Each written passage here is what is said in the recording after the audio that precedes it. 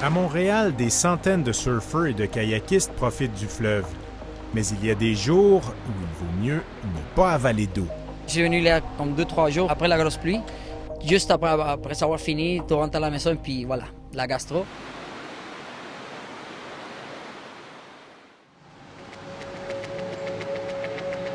Actuellement, on est dans le canal de rejet de la surverse Saint-Pierre. Ce canal-là se déverse dans le fleuve Saint-Laurent quand il y a des fortes pluies, quand l'intercepteur d'égout, le méga-égout, qui entoure l'île de Montréal, est trop plein d'eau, alors la surverse se déverse par l'ouvrage Saint-Pierre dans le fleuve Saint-Laurent.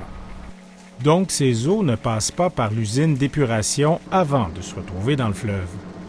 Le canal Saint-Pierre est situé juste à côté du pont de l'île des Sœurs.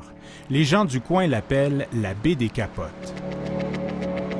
Des données obtenues par la Loi sur l'accès à l'information indiquent que cet ouvrage, où circulent 10 % de toutes les eaux d'égout de Montréal, a débordé 33 fois en 2013, parfois pendant plus de 3 heures. On est dans une situation où tout rentre dans le même tuyau. Et quand ce tuyau déborde, que ce soit des pharmaceutiques, des rejets d'hôpitaux, des rejets d'entreprises et des rejets des domiciles, tout est déversé dans cette structure-là vers le fleuve Saint-Laurent. À l'heure où Montréal étudie plusieurs projets de plage, personne ne parle des débordements d'égouts qui surviennent dans les 150 tuyaux qui ceinturent l'île.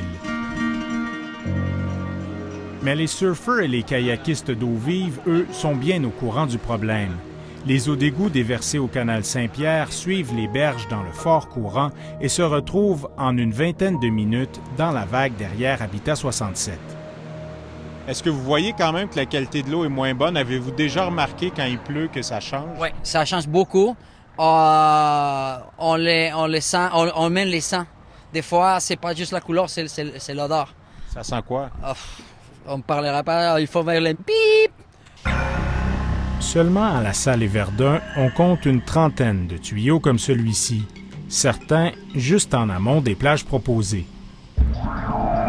Les surfeurs ne comprennent pas pourquoi la Ville de Montréal ne les avertit pas des déversements majeurs dans le fleuve.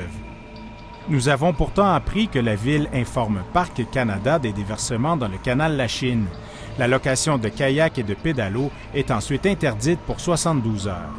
Je pense qu'il y a beaucoup plus de monde qui vient dans l'eau en une journée ici qu'une journée dans le canal Lachine. Ça, j'ai aucun doute. Fait que je pense que ce serait très bien qu'on soit informé.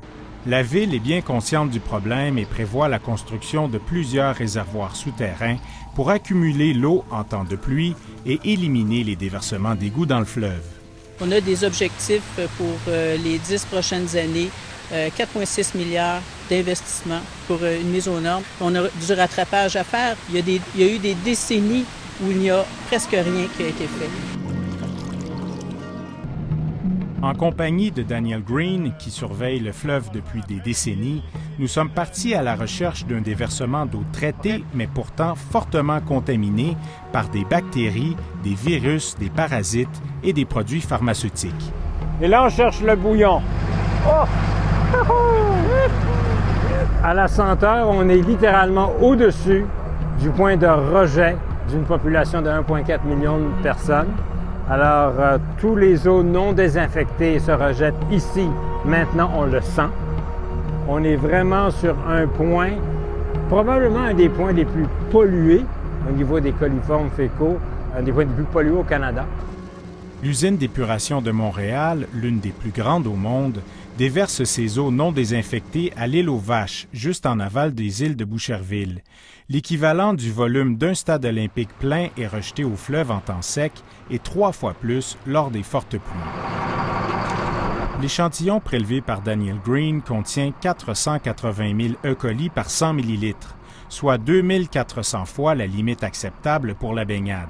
Si j'avalais ma tasse d'eau, la probabilité que j'ai pas de gastro est très faible parce que les concentrations sont incroyables ici. Alors, c'est un danger public de tomber à l'eau ici. Et c'est un danger public de tomber à l'eau à 40 km d'ici, dans le panache de pollution de la Ville de Montréal. Selon le ministère de l'Environnement du Québec, les eaux usées non désinfectées de Montréal et de Longueuil empêchent la baignade jusque dans le delta des îles de Sorel. y avait depuis les années 1930 des plages publiques assez importantes.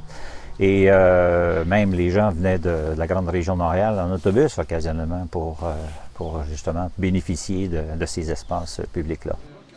En janvier 2008, le maire Tremblay annonçait en grande pompe la mise en fonction d'une usine de désinfection à l'ozone pour 2012.